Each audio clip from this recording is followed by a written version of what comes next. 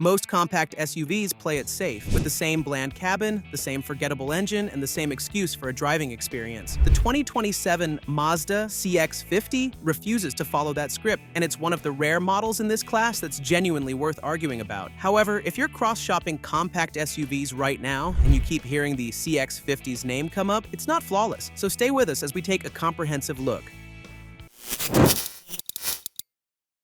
Let's kick things off with the good stuff. Here are the pros.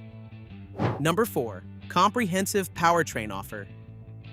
Most people shopping for a compact SUV walk into a dealership and get handed one engine option, take it or leave it. The problem is simple. Not everyone drives the same way or wants the same thing from their vehicle. Someone commuting 40 miles a day has completely different priorities than someone who wants a spirited weekend drive, and neither is getting what they need from a one-size-fits-all powertrain. The CX-50 is going to operate on a completely different level here. The base naturally aspirated 2.5-liter produces 187 horsepower and covers 0 to 60 in 8.4 seconds, adequate and predictable. The turbocharged version cranks output to 256 horsepower and 320 pound-feet of torque, with a 6.4-second sprint to 60. And then there's the third option, a hybrid powertrain rated at 219 combined horsepower, returning 38 miles per gallon combined, slashing the fuel bill on daily commutes. Very few models in this class are covering naturally aspirated, turbocharged, and electrified territory simultaneously. The CX-50 is giving buyers a real menu, and that kind of flexibility is rare enough to be worth calling out. But 3 powertrain options mean nothing if the car itself isn't worth driving, and that's exactly where the CX-50 is about to make its strongest argument yet.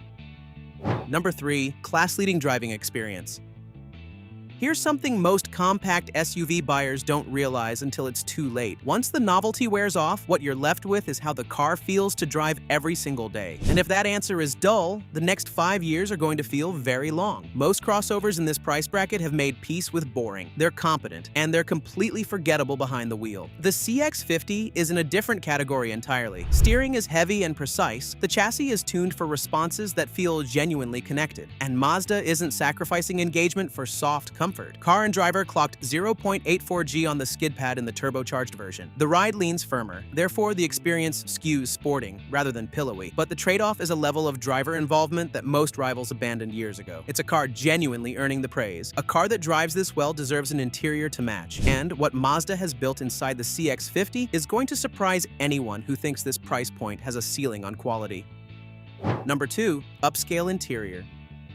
There's nothing more deflating than spending $35,000 on a new vehicle and sitting inside a cabin that feels like it belongs on something half the price. Hard plastics where your hands rest, a dashboard that looks like an afterthought, materials that creak after 2 winters. It's a common story in the compact SUV segment, where the interior gets whatever budget is left over. Walk into the CX-50, and that story changes immediately. Everything is wrapped or padded where it counts, and the front seats are comfortable and supportive over longer drives. The top-tier Premium Plus trim is arriving with black leather and contrasting brown stitching, a combination that reads as near luxury rather than mainstream dressed up. Even the base trim comes with leatherette upholstery, push-button start, wireless charging, dual-zone climate control, and a 10.3-inch infotainment screen with wireless Apple CarPlay and Android Auto. Upgrade further, and a 12-speaker Bose setup is waiting. That's a $32,000 starting price, punching into territory most buyers assume costs $10,000 more. The interior is impressive, but none of it matters if the car isn't safe, and the CX-50's final pro is the one that's going to be the deciding factor for a lot of families.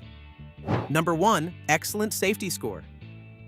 Every parent, every daily commuter, every person handing keys to a teenager knows this feeling. You want to know the car around you is actually doing its job when something goes wrong, not in a brochure. In the tests that simulate real crashes with real forces, judged by people who aren't trying to sell you anything. The CX-50 is not cutting corners here. The 2026 model, carried forward unchanged into 2027, earned IIHS Top Safety Pick Plus status and a 5-star overall NHTSA rating. Getting both simultaneously is genuinely difficult. And the CX-50 is doing it while starting under $32,000. Standard equipment covers the full stack: automated emergency braking with pedestrian detection, blind spot monitoring, rear and side cross traffic alert, lane keep assist, and adaptive cruise control. Higher trims add intersection collision mitigation and enhanced adaptive cruise with extra steering assistance in slow traffic. For anyone treating safety as a non-negotiable, the CX-50 is checking every box available.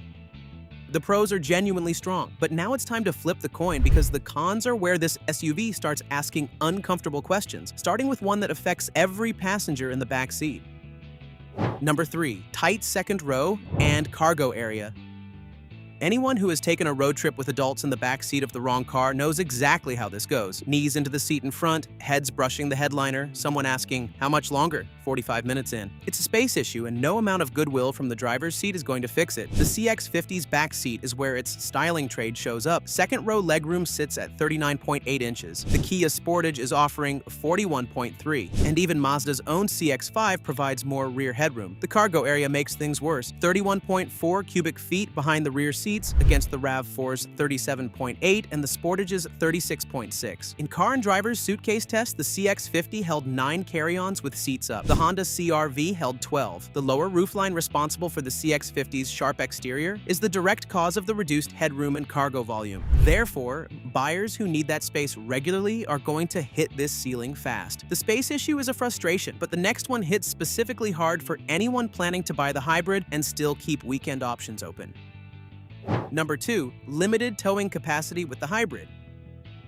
Most people buying a compact SUV keep towing somewhere in the back of their mind. Not every weekend involves a trailer, but when it does, a boat, a motorcycle, a pop-up camper, you want the option to be there. In many households, that occasional need is the exact reason the SUV beat out the sedan during the buying process. The hybrid CX-50 is going to be a problem here. The turbo-gas model pulls 3,500 pounds, matching certain RAV4 configurations and clearing the Ford Bronco Sport by 800 pounds. But the hybrid drops that number to 1,500 pounds. The frustrating part is that the hybrid is the version efficiency-minded buyers are going to choose, and those same buyers often want occasional towing capability too. Go turbo and the towing problem is solved, but the fuel economy advantage disappears. Go hybrid and the efficiency improves, but trailer capacity is cut by more than half. There's no middle ground in the current CX-50 lineup. And if you're thinking the non-hybrid solves everything, the last issue is going to make that decision more complicated than it looks. Number 1. Unimpressive fuel economy.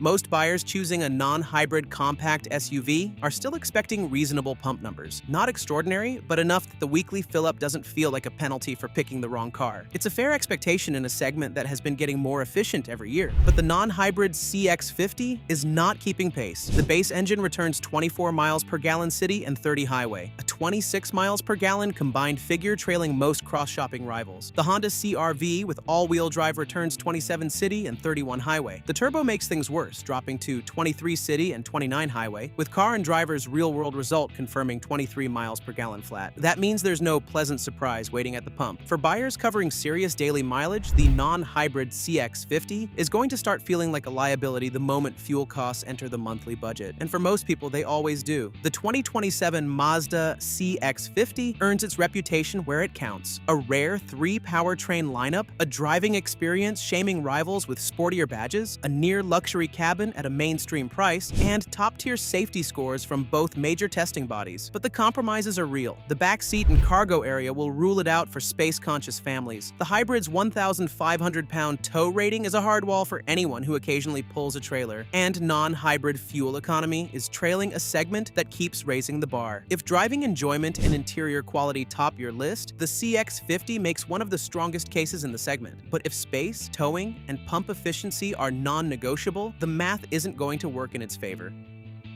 Speaking of the models that can be either an excellent or a poor choice, depending on buyers' preferences, rivals are no different. The Honda CR-V, which you can check out in our next video, also has a couple of weak points, despite its being one of the best models in the class. Most buyers will be amazed by its spacious cabin and practical design, but those looking for engagement will probably search elsewhere.